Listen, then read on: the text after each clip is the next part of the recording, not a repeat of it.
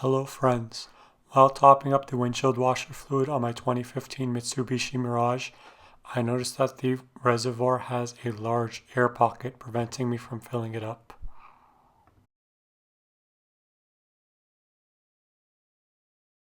So you can see from the side here, a large volume of the reservoir remains empty. This is because the filler neck extends into the reservoir, creating an air pocket preventing fluid from taking up that space. You can see the illuminated part of the filler neck is actually within the reservoir. Here's a side view image of the washer fluid reservoir. You can see here the reservoir is completely full all the way up the filler neck, but the washer fluid line in the reservoir is still way down here because of that air pocket that's preventing us from using up this space. This air pocket is likely an intentional design feature, as the owner's manual states that we should always keep the washer fluid level approximately 5 centimeters below the upper surface. This is to allow for the fluid to expand if frozen, but this is not a concern to me as I always use antifreeze washer fluid. Here are some photos from eBay listings of what the washer fluid reservoir looks like when removed from the vehicle.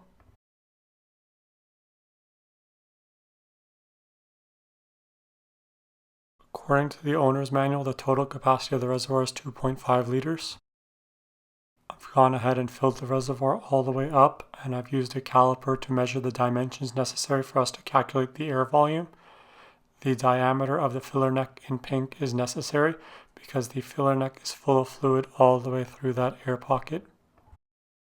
What's interesting about my measurements is that the air pocket's height, represented by the blue line, is 5.2 centimeters measured by me, which is very close to the 5 centimeters mentioned in the owner's manual. I've created this 3D model to represent the air pocket in our windshield washer fluid reservoir. Together we're going to calculate its volume by taking the volume of the rectangular prism and then subtracting the volume of the cylinder with the diameter labeled in pink. This cylinder represents the filler neck tube, which is full of fluid within this air pocket. Should note that this is a very approximate diagram as it does not account for the thickness of the plastic. It also does not account for the tapering in the filler neck tube, and it does not account for the curvature in the reservoir's edges. The volume of the rectangular prism is its length times width times height, and then we subtract the volume of the cylinder, which is pi r squared times height, and then using that we know that the air pocket is 694 milliliters in volume. The overall reservoir stated in the owner's manual is 2.5 liters. So this modification can theoretically net us a 27% increase in fluid capacity. Together we're going to melt a hole in the side of the filler neck to allow the air to escape. I bought this butane torch off Amazon for $17.59, but you can find it on AliExpress for about 2 to 10 Canadian dollars. The trigger is for a piezoelectric igniter. This allows you to adjust the flame width, and this allows you to adjust the fuel flow rate. Bought this kit of 3 cans of butane from Canadian Tire for about $16.50 Canadian after tax. The butane needs to be for a stove as we need this snap ring for our torch to fit. So the cap just pulls off, and if we push in, you can see that that's how fuel is released.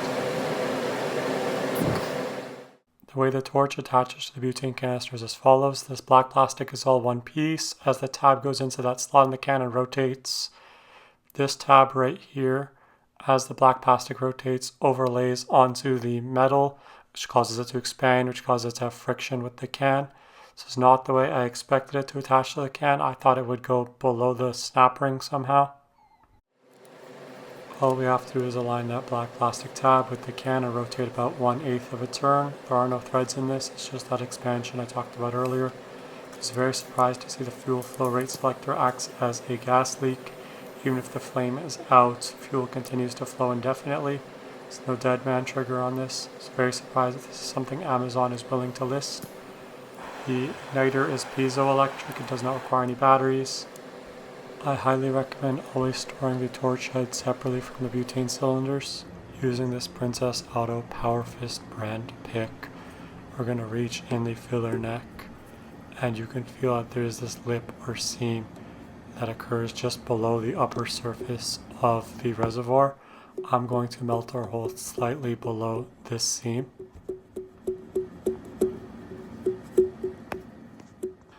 sound is of me hitting the seam with my pick so that you guys can see where it is.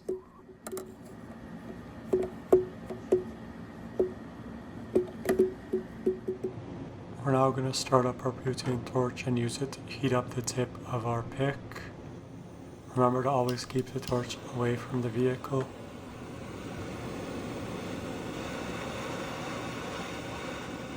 I was a little bit concerned that the paint on the pick might catch fire, but that thankfully did not happen.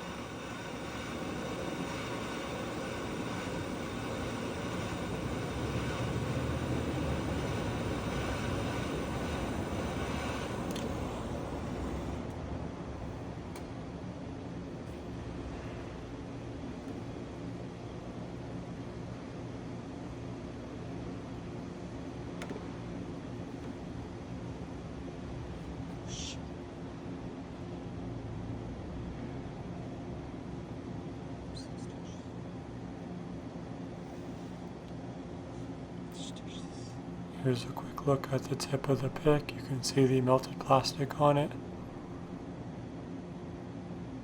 It is now relatively cool to the touch as it's transferred all its heat to the plastic reservoir.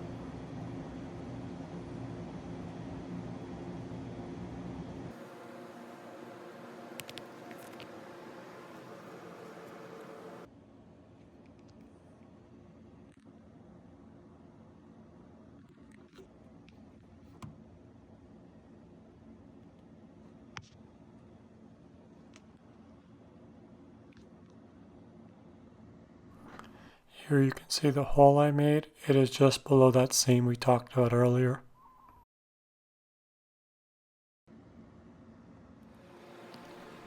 If we take our now cold pick and put it into the hole, you can see the pick does not go in very far. That's because our hole is quite small, and it does not matter because the reservoir walls are very thin.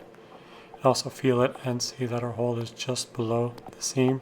This is actually a little bit higher than I was originally going for, but it worked out fine as it does not go through the reservoir to the outside. Now when we top the reservoir off, we can see there's a lot of aeration of the fluid as air escapes using that hole we created, and this gives us the opportunity to add a bit more fluid.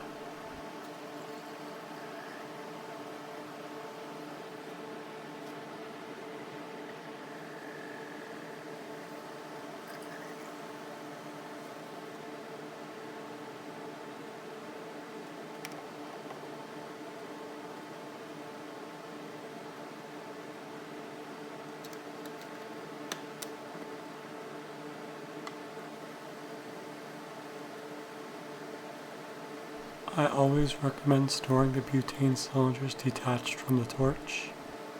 I like using some of the fluid I spilled as an opportunity to do a little bit of cleaning.